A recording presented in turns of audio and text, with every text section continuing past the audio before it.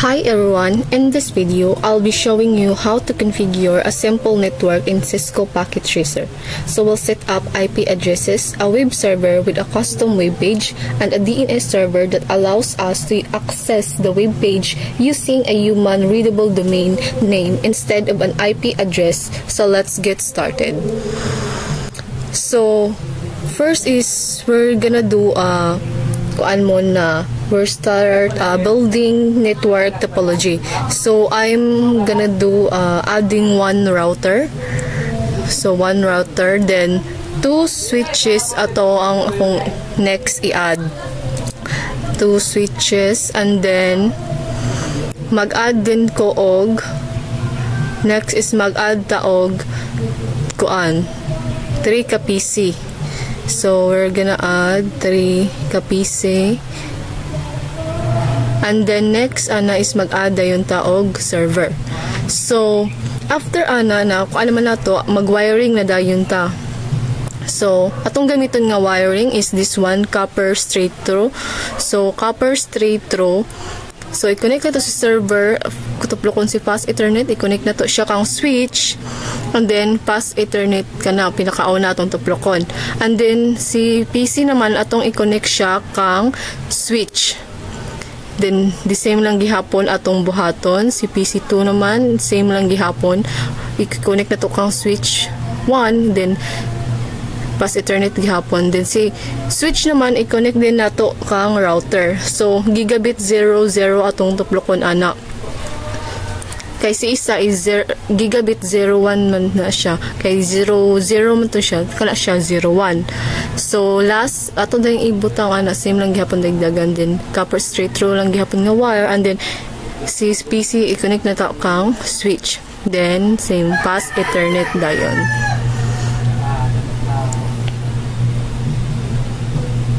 Fast ethernet. Same lang gihapon na sila. Ana. And then after that, na-connect naman nato sila. So mag-configure na ta sa ila ang mga IP addresses. So unahon nato si server. Server atong unahon o configure. So adto ta sa ato sa ipaubos gamay. Then adto ta sa desktop, then IP configuration. So si yung IP address ato i-set is 192.168.1.2. Then iyahang subnet mask is automatic na siya, nakamubutan na gina siya automatic. Then ang si atong default gateway is atong iyang butang nga default gateway ana is 192. Wait lang. 192.168.1.1. So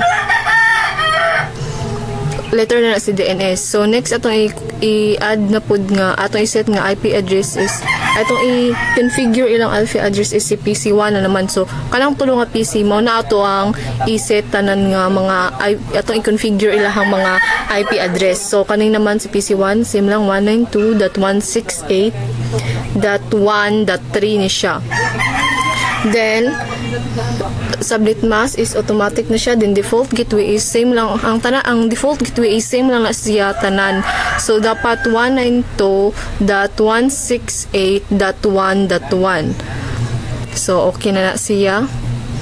So next na po na to nga buhaton is si kang PC2 na sadda. So same lang gihapon og dagan, ingadto lang gihapon.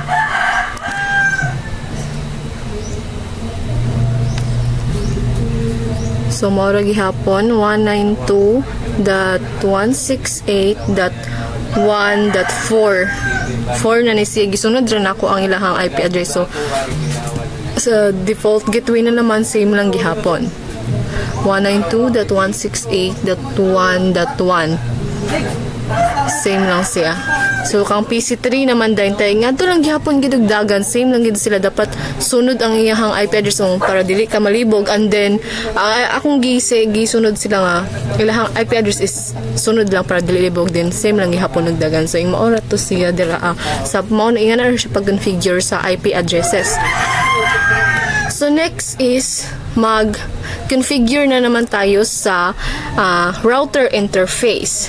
So now, tuplo ko na to si router, then i-click mo CLI, then i-type na, mo i-type kanina nasa kilid nga akong gibutang. So sige, nag-type na ko, then muna enable nara dira akong gibutang dira, enable configure terminal interface gigabyte. So basta kanigi isa-isa na nako siya og type tanan. So kay niga naman, so pag may mo gawas anong pinakaiwitan, okay na siya basta ingana.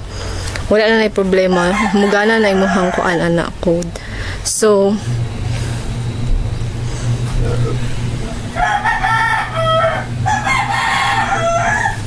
mao naman nag-isa-isa naman ako nag-type.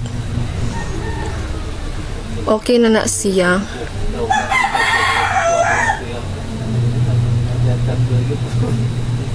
So okay naman. So sa dira is I also enable both interfaces using the no shutdown command. So this will allow communication between two networks. So after that, okay naman ni siya diri na configure naman na to ang kuan ang iyahang atong router. So next na to i-configure is ang server na naman iyahang HTTP. So kung is-click si server, then HTTP atong tuplokon. And then dapat naka-on gid na siya. Then kung naka-off, atong i-on kay since dira sa ako is naka-automatic naman gid siya. So after that, adto ta kang index.html atong i-edit, then kani i-delete lang ni nako. Pwede raman ikaw magbuot kung sa imong ibutang dira. So ako naman ko ibutang god. So wait, atong siya nara na siya diri. Wait lang na siya diri. Ako lang gibutang daan. So kana mo ning ako so ato ning i-copy paste. Mo ni akong ibutang. Ikaw pwede ka magbutang sa imo dira ha. And then next is ako siyang ibutang na dito i-paste. Then i-click din nimo ang save and then yes. Then okay na siya. Mo na to.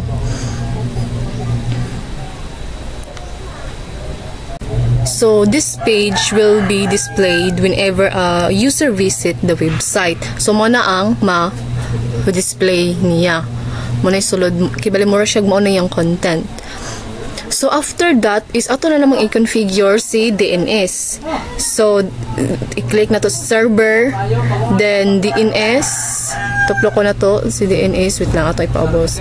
DNS.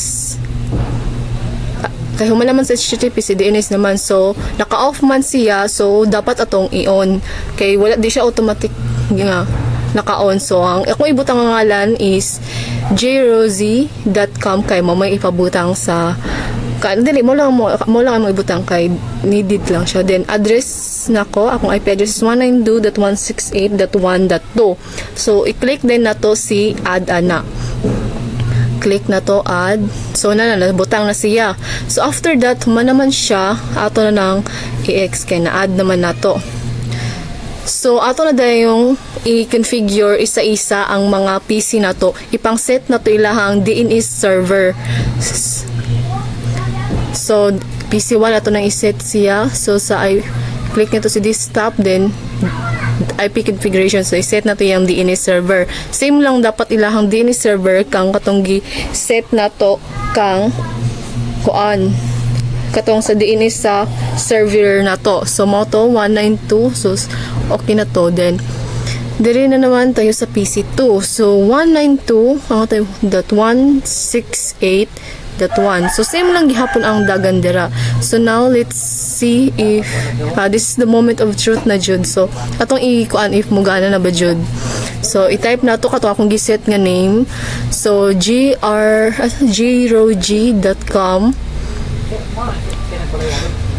then go. So mao na siya guys, ni gana na siya. So welcome to jrogie.com. So mao na ang akong mo nang content sa katong akong gi-code kibali katong gisod nako. So thank you guys, thanks for watching, and that's all everyone.